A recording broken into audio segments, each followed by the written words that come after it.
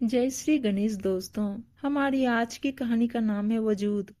कहानी अच्छी लगे तो प्लीज चैनल को सब्सक्राइब कर लीजिएगा। अब शुरू करते हैं कहानी। क्या कहा माँ आपने? भाभी फिर से माँ बनने वाली हैं? हाँ बेटी, मेरे तो घुटनों का दर्द रहता है। कैसे करूंगी मैं सेवा? उसे तो दूसरा बच्चा भी चाहिए।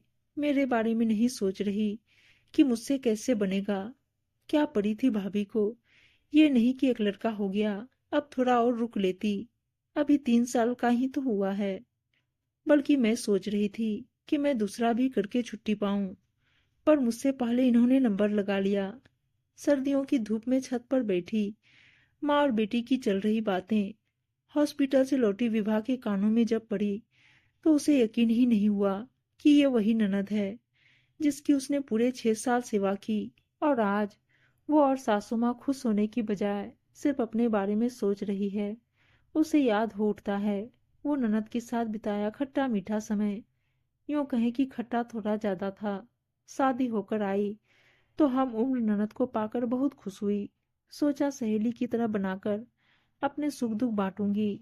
सारे सपने धराशायी हो गए जब देखा कि मेरी छोटी छोटी गलतियों पर भी बहुत ज्यादा ध्यान देना, खुद कुछ न करना, पर मेरे कामों का पूरा हिसाब रखना कर्तव्य था उनका।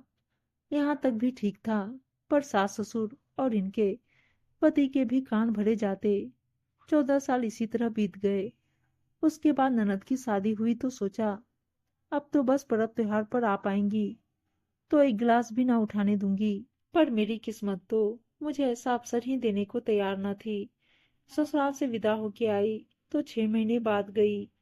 उनका ससुराल जाना मेरे मायके जाने के समान, मात्र 4-5 दिन में ही लड़ झगड़ कर लौट आना जैसे उनका रिवाज बन गया था।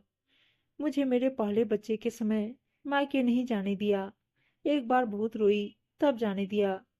तो जब वो उम्मीद से हुई तो सोचा कि उनको भी नहीं बुलाया जाएगा, क्योंकि मुझे बताया गया था कि पहला जापा ससुराल में होता है, इसलिए उनको डिलीवरी के बाद बुलाकर अच्छी देखभाल कर देंगे। पर फिर से वही, वो जो पहले महीने में आई तो जापा करके ही गई। उसके बाद 1 महीना रुक ससुराल से वापस मायके जो आई तो फिर 6 महीने का फिर आराम मायके में।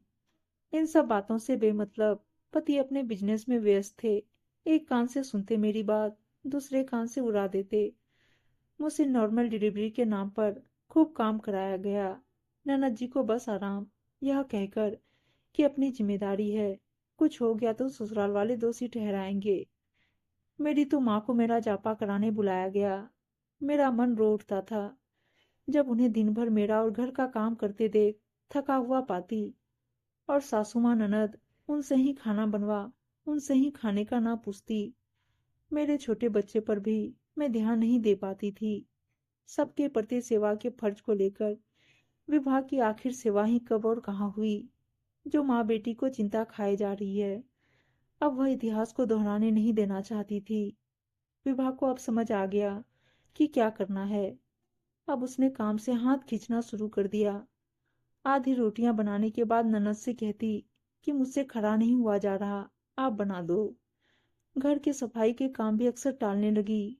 बातें जरूर सुनने को मिलती, पर उसे अब घर की परंपरा बदलाव लाकर अपना भी एक वजूद बनाना था। इन सब बातों का परिणाम यह हुआ कि अब ननद रानी 8-10 दिन से ज्यादा ना टिकती।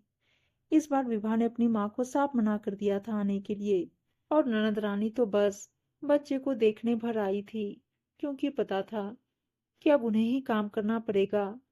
अब धीरे धीरे सासू माँ को भी अंदाजा होने लगा था कि अब वो जो चाहे कर ले, पुरानी विभा को वापस नहीं ला सकती।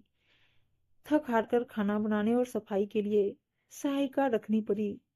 अब विभा ने कुछ समय के आराम के बाद खाने को छोड़कर अन्य कामों के लिए सहायिका से मदद लेना जारी रखा।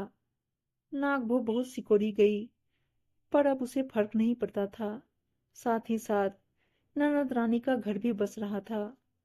उम्मीद है दोस्तों कहानी अच्छी लगी होगी, और अच्छी अच्छी कहानियां सुनने के लिए चैनल को सब्सक्राइब और वीडियो को लाइक शेयर जरूर कर दीजिएगा। धन्यवाद दोस्तों।